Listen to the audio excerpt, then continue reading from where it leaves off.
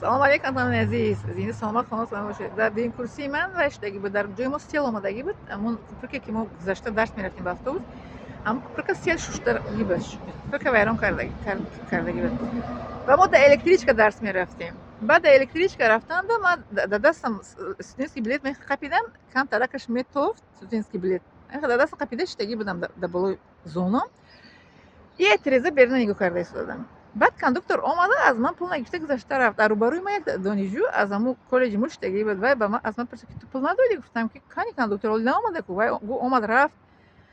ای اومد رفت گفتم پرسیدم گفت که ها. بعد گفتم خیر بر اومدن نمیسپارم. نه گفت دیگه نمیسپاری. بعد بر اومدیم و رفته در حال چی میگن خبر دادم کورس ما رسونده نریزونده نچخونده هم کورسم بر عبرت اومدن و وقتی گشته خونه اومدن تو به پول اومدی؟ گفتم با همیشه به پول اومدم. بچی با گشته تو به پول میری ای طرفتم نه میرم بلیت میخرم. با اومده من گفتن که بلیت خریدی که نشون ته بلیت.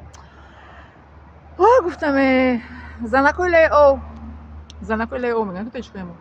خبر بردین در نریزوندن چه خونده رسوندی. من گفتم بر قصد پول ندادم که ما بلیت گرفتم که میآید میپرسم که بلیت دارم ما باید پول سپارم میگن که نه خیر رحمت خداوند دختم خسته رحمت خداوند قد گذشت رفتم پول نسپردم.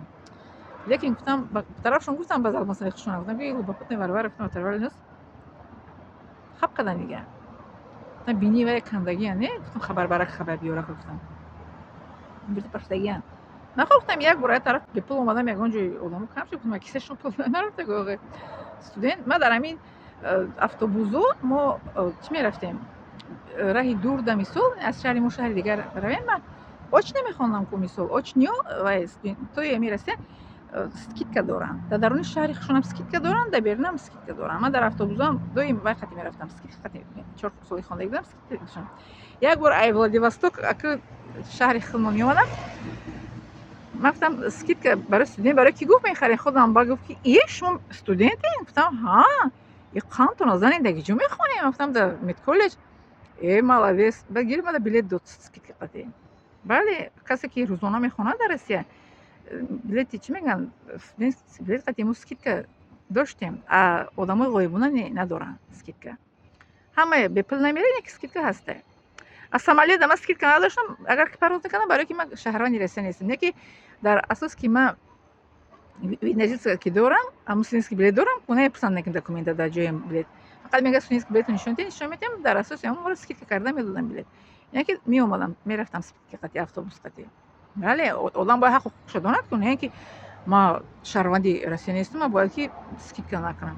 بله میگه کسی که دونه در نمونه میدونستم که скидка هست نه استگی بودم اونجا که برای دانشجوها 30% چی هسته چی میگم ارزان. بله یعنی میدونم کسانی که در روسیه میخونین شهروند روسیه نیستین شما هم حق دارین که ارزان قطعی روین در اتوبوس در الکتریچ که دارم چی گوی نمیره ببینین بر رحمت خداوند قدی یک طرف در الکتریچ بیرون رفتم میگم با خدا بحث نکن با خدا دست نخست خداوند رحم بر خود یک طرف بیرون رفتم. وقتی در این کورس بودم در این کورسیم بله میندارم شما در میت کالج وقتی میخونم این کالج روسیه میندارم شما